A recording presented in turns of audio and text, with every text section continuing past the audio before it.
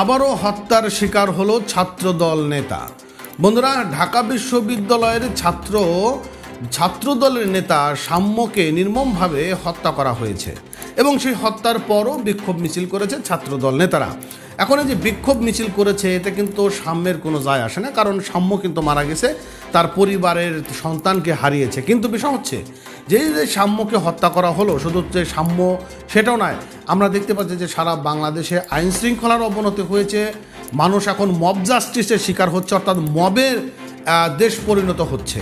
যে যেভাবে পারছে মব করছে, মানুষকে হয়রানি করছে, হত্যা করছে।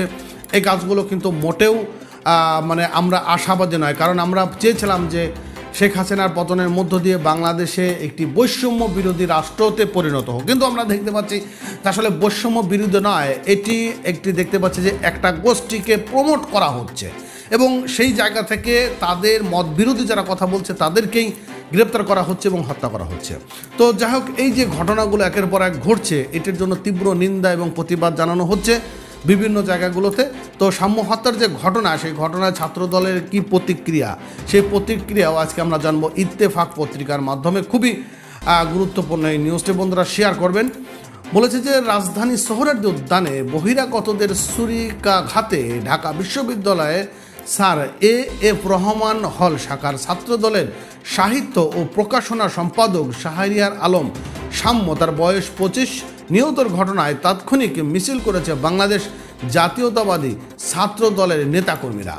তো এই যে ঘটনা ঘটায়া দিল, এই ঘটনাটা কারা ঘটাইল, এর পিছনে আসলে কি কারণ রয়েছে? এই সাম্যকে আসলে বাইরে কোনো ধরনের বাকবিতর্কতাও ছিল কিনা, বা তার কোনো আচরণ বা তার কোনো চলাফেরায় অন্য কোনো ব্যক্তি বা অন্য কোনো গোষ্ঠীর আসলে কোনো মাইন্ডে ছিল কিনা, বা কোনো একটা ঘটনার জেনে তাকে হত্যা করা হলো কিনা, সেটাও কিন্তু একটা বড় দেখার ব্যাপার রয়েছে। তবে আমরা দেখতে পাচ্ছি যে বিগত দিনে যে পরিমাণ খুন, হত্যা, ধর্ষণ বেড়ে গিয়েছে, এটা কিন্তু আমরা কখনোই আশাবাদী করি না। সরকার এগুলোকে দ্রুত প্রতিহত না করলে দ্রুত নেমে যাওয়ার জন্য অনুরোধ জানানো হচ্ছে। তো যাই হোক, মঙ্গলবার 4 মে রাত 2টায় ঢাকা বিশ্ববিদ্যালয়ের ঢামেক থেকে তাৎক্ষণিকভাবে মিছিল বের করেন তারা, এবং মিছিলে ছাত্রদলের সভাপতি রাকিবুল ইসলাম রাকিব, সাধারণ সম্পাদক নাসির উদ্দিন নাসির, ঢাকা শাখা ছাত্রদলের সভাপতি গণেশ চন্দ্র রায় সাহস এবং সাধারণ সম্পাদক নাহিদুজ্জামান শিপন সহ বিভিন্ন পর্যায়ে নেতাকর্মীরা উপস্থিত ছিলেন। এই সময় তারা আমার ভাই মরল কেন, প্রশাসন জবাব দে, আমার ভাইকে কবরে, খুনিকে বাহিরে, এই যে ক্যাম্পাসের লাশ পরে ডিসি প্রক্টর কী করে ইত্যাদি স্লোগান দিচ্ছে। এখন ডিসি প্রক্টর আসলে কি করবে, এখানে আসলে তাদের কি করা রয়েছে? কিছুই করার নেই। হ্যাঁ, এটা তো একটা, এই যে ঘটনা ঘটেছে রাত 2টার সময়, এটা কিন্তু ঢাকা বিশ্ববিদ্যালয়ের বাইরের ঘটনা।